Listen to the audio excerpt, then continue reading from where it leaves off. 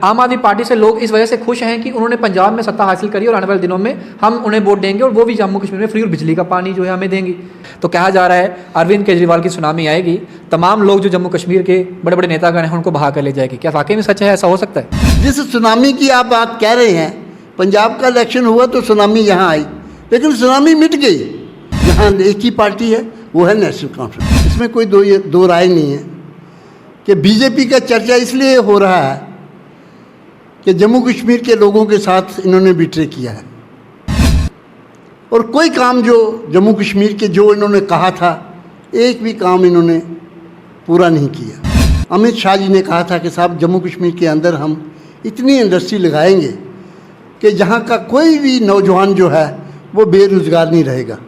आप मुझे बताइए कि कितने लोग, कितनी इंडस्ट्री यहाँ खुली और कितने बच्चे यहाँ उन इंडस्ट्रियों में एडजस्ट हुए जिनके बारे में ये कह रहे थे कि कश्मीर के अंदर आप पार्टी का कोई नाम लेने वाला होगा।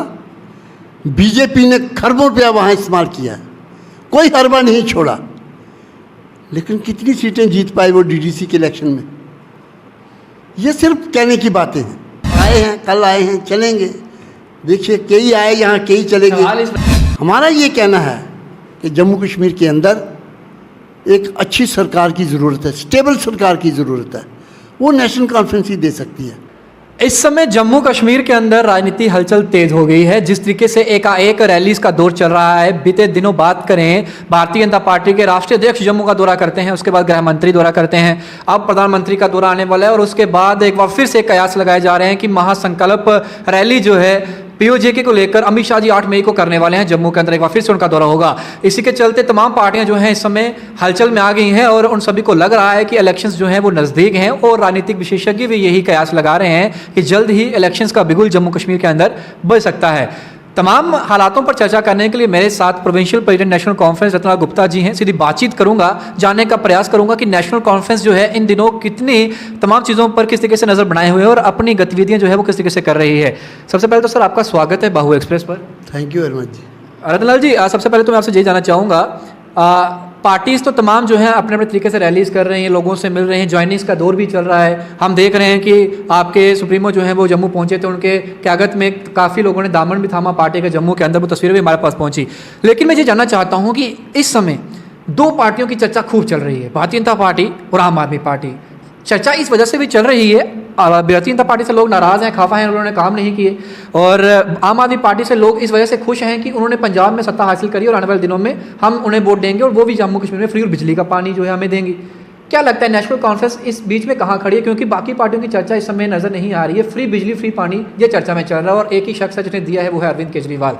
तो कहा जा रहा है अरविंद केजरीवाल की सुनामी आएगी, तमाम लोग जो जम्मू कश्मीर के बड़े बड़े नेतागण हैं उनको बहा कर ले जाएगी। क्या वाकई में सच है, ऐसा हो सकता है? देखिए साहब, इस वक्त जो माहौल बना हुआ है, आपने दोनों पार्टियों की बात करी कि दोनों के चर्चे हैं, इसमें कोई दो राय नहीं है कि बीजेपी का चर्चा इसलिए हो रहा है कि जम्मू कश्मीर के लोगों के साथ इन्होंने बिट्रे किया है और कोई काम जो जम्मू कश्मीर के जो इन्होंने कहा था, एक भी काम इन्होंने पूरा नहीं किया। मसलन 5 अगस्त 2019 में पार्लियामेंट के अंदर अमित शाह जी ने कहा था कि साहब जम्मू कश्मीर के अंदर हम इतनी इंडस्ट्री लगाएंगे कि जहाँ का कोई भी नौजवान जो है वो बेरोज़गार नहीं रहेगा। करोड़ों रुपया, अरबों रुपया यहाँ इंडक्ट होगा। लेकिन बदकिस्मती ये है, आप मुझे बताइए कि कितने लोग, कितनी इंडस्ट्री यहाँ खुली और कितने बच्चे यहाँ उन इंडस्ट्रियों में एडजस्ट हुए जिनके बारे में ये कह रहे थे। बिजली की हालत देख लीजिए, पानी की हालत देख लीजिए, सड़कों की हालत देख लीजिए।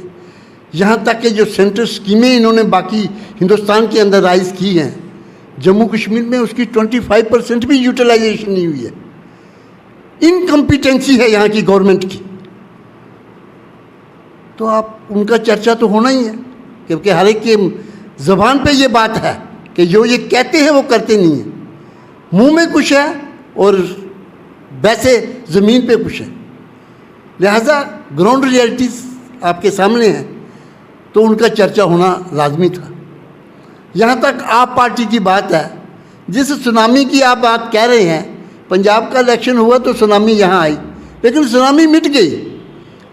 ये पहले 4-5-10 दिन आपने देखा कि आप पार्टी है, कल को तो मुझे नहीं लगता कोई, आज मुझे बताइए आज के बाद या कल के बाद पिछले हफ्ते में कोई बात हुई हो, तो मैं नहीं समझता। ठीक है, ये डेमोक्रेसी है, हम उसका वेलकम करते हैं।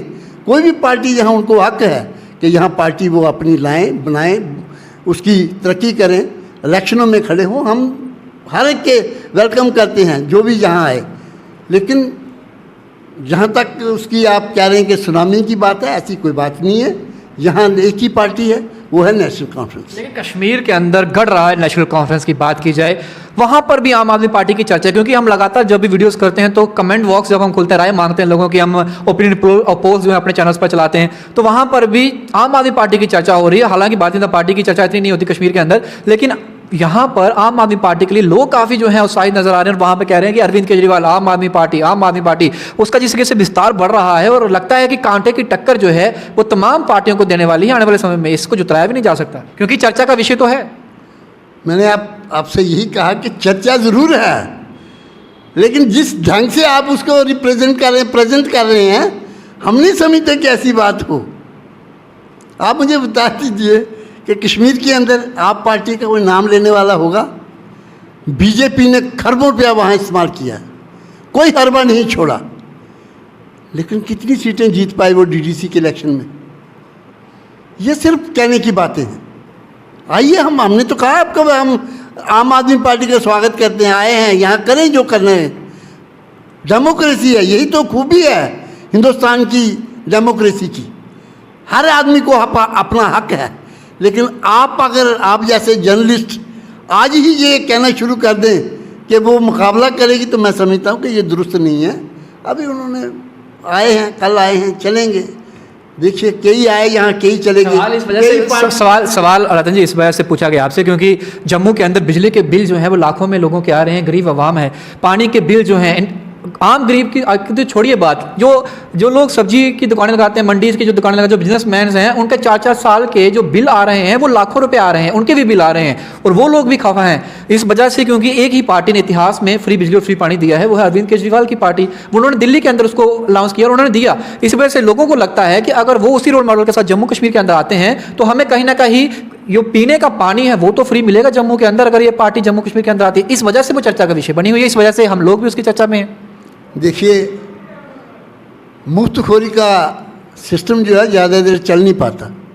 आपके पड़ोस में श्रीलंका की क्या हालत है आपके सामने है।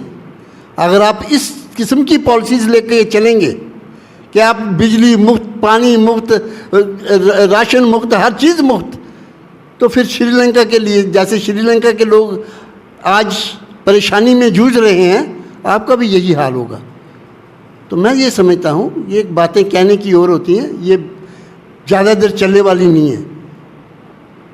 हमारा ये कहना है कि जम्मू कश्मीर के अंदर एक अच्छी सरकार की ज़रूरत है, स्टेबल सरकार की ज़रूरत है। वो नेशनल कॉन्फ्रेंस ही दे सकती है। आपने बात की है यहाँ की परेशानियों की, इसमें कोई दो राय नहीं है कि बीजेपी के दौर में 2014 के बाद जम्मू कश्मीर की हालत बद से बदतर होते गए हैं। आज 8 साल हो गए हैं। ये तो इनका तो कहना था कि हम जम्मू कश्मीर को आसमान पे चढ़ा देंगे, दूध की नदियाँ यहाँ बहेंगी। कितना काम हो रहा है, कितनी बिजली, आज भी 10-10 घंटे बिजली बंद है। कल हमारा रामनवमी का त्यौहार था, रोज़े चल रहे हैं, 10 घंटे बिजली जम्मू के अंदर बंद रही है। ये किस बात की चर्चा को लेके चल रहे हैं? आज जम्मू कश्मीर के लोग जूझ रहे हैं, चाहे वो किसान है, चाहे वो मजदूर है, चाहे लेबर है, चाहे छोटे दुकानदार है, चाहे अनएम्प्लॉयड नौजवान है, आज भी इस बात से परेशान है कि हम करें क्या। जिस रियासत से यूटी के अंदर आने वाले नौजवानों का भविष्य जो है वो महफूज नहीं है, नौकरियां आपकी महफूज नहीं है, ज़मीन आपकी महफूज नहीं है, आप किसको लेके कैसे चलेंगे? आने वाली नस्लें आपको माफ़ नहीं कर पाएंगी। इसलिए आज जम्मू कश्मीर के अंदर हर वो इंसान जो सूझबूझ रखता है, जो विजनरी है, वो नेशनल कॉन्फ्रेंस की तरफ देख रहा है, नेशनल कॉन्फ्रेंस की लीडरशिप की तरफ देख रहा है कि यही एक पार्टी है, यही एक लीडरशिप है जो जम्मू कश्मीर को इन परेशानियों से, इन दलदल से अगर निकाल सकता है कोई, तो यही लोग हैं, वरना कोई नहीं है। मैं आपसे ये तारीफ़ या वो नहीं कर रहा, ये मैं हकीकत आपको बता रहा हूँ। आप कहीं भी चले जाइए, नेशनल कॉन्फ्रेंस पार्टी जो है ग्रास रूट लेवल तक आज लोगों के साथ जुड़ी हुई है, लोगों की सेवा में लगी हुई है। यही वजह है कि हम कह रहे हैं कि साहब आइए, इलेक्शन दीजिए, लोगों पे छोड़ दीजिए। जो जज जो हैं आज लोग हैं, वो चुनेंगे कि उनकी सरकार कौन सी है। और मुझे पूरा यकीन है कि वो हमेशा हल पे निशान पे पहले भी मोहर लगाते आए हैं और आज भी वो हल वाला बटन ही दबाएंगे। एक चीज़ और जानना चाहूँगा मैं आपसे, जम्मू के अंदर 2 से 3 वाक़े हुए। पहला, एक सुंजवार बठिंडी के अंदर जो डिमोलिशन ड्राइव चलाई गई स्टेट लैंड के ऊपर, वो लोग काफ़ी नाराज़ हुए और उन लोगों ने सड़कों पर जब उतरे, उनमें से एक शख्स जो था वो कश्मीर का रहने वाला था, वो जम्मू के जो उसने बयान दिया, जो टिप्पणी करी बेटियों के ऊपर, वो अभद्र भाषा का इस्तेमाल किया गया। हालांकि हर एक ने निंदा करी उसके बाद आपको भी याद होगा कि मीडिया में काफ़ी चला, सिद्रा के ऊपर बाबा कालीवीर जी का मंदिर था, देवस्थान था, वहाँ पर भी मंदिर का फर्श तोड़ दिया गया, मूर्तियों के साथ जिस तरह से वो किए गए, वो तमाम चीज़ें दृश्य जो थे वो दर्दनाक थे और वो चीज़ें होनी नहीं चाहिए। हर एक ने निंदा करी उसकी। लेकिन लोग ये जानना चाहते हैं कि नेशनल कॉन्फ्रेंस की लीडरशिप जो है, जब ये चीज़ें होती हैं तो वो उसकी निंदा क्यों नहीं करती, वो सामने नहीं आते। कोई भी अगर कश्मीर का कोई इंसान बाहर है, अगर उसके साथ कोई चीज़ होती है तो वो एकदम से ट्वीट करते हैं, लेकिन जब यहाँ ऐसी चीज़ें जम्मू के अंदर होती हैं तो जम्मू के लोग जानना चाहते हैं कि नेशनल कॉन्फ्रेंस का स्टैंड क्या है इनको लेकर, वो सामने क्यों नहीं आते। देखिए, हम हमेशा इस किस्म के वाक़यात की निंदा करते हैं, स्ट्रांगली कंडेम करते हैं। चाहे उस जो कश्मीर का बंदा था, उन्होंने जो टिप्पणी की बहु बेटियों के लिए, हम उसको स्ट्रांगली कंडेम करते हैं। और चाहे ये मंदिर की जो हमारी आस्था है, अगर वहाँ की मूर्तियाँ इन्होंने देखिए, शरारती अंसर हर जगह है और उनकी ये एक भावना रहती है कि हम शरारतें करें। और जम्मू का जो पीसफुल माहौल बना हुआ है, आपसी जो भाईचारा हमारा बना हुआ है, हिंदू मुस्लिम सिख ईसाई, जो हम ये जम्मू की धरती वो धरती है जहाँ एक घाट पे शेर और बकरी ने पानी पिया था। ये वो पवित्र धरती है और यही पवित्र धरती है यहाँ आज भी हिंदू मुस्लिम सिख ईसाई आपस में है, भाई भाई ऐसे रहते हैं यहाँ पे। जब भी कहीं 1947 में क्या हुआ, रेफ्यूजीज़ आए, जम्मू ने अपनी बाहें फैला के अपने पलकों पे उनको बिठाया। चाहे वो पुंछ के रेफ्यूजी थे, चाहे वो मुजफ्फराबाद के थे, चाहे 1965 के रेफ्यूजी थे, चाहे 1975 के रेफ्यूजी थे। और फिर जब कश्मीरी भाई, हमारे कश्मीरी भाई बहनें कश्मीर से यहाँ आए या दूसरे लोग जो यहाँ माइग्रेट हुए, तब भी जम्मू के लोगों ने उनको सिर आंखों पे बिठाया। लेकिन मैं समझता हूँ कि जम्मू के लोग ये कभी बर्दाश्त नहीं करेंगे कि इस किस्म के जो अंसर है वो यहाँ किसी किस्म की परेशानी फैलाने की कोशिश करें या परेशानी क्रिएट करने की कोशिश करें। जम्मू के लोग बर्दाश्त नहीं करेंगे। मैं सरकार से ये तो दायित्व जो है, ये ड्यूटी तो सरकार की है कि इस किस्म के अंसर को, इस किस्म के लोगों को सख्त से सख्त कार्रवाई करे, ताकि उनकी आगे हिम्मत ना हो कि मंदिरों के या मूर्तियों को तोड़ा जाए या किसी दूसरी कम्युनिटी के बच्चे और बच्चियों पे इस किस्म की टिप्पणी की जाए। मैं समझता हूँ कि सरकार को ये संज्ञान लेना चाहिए, सरकार को इसकी ड्यूटी है। लेकिन बदकिस्मती है, सरकार सोई हुई है। क्या कहेंगे आप? अब मंदिर की ये मूर्तियाँ टूटी हैं, कितना एक्शन हुआ है ये आपके सामने।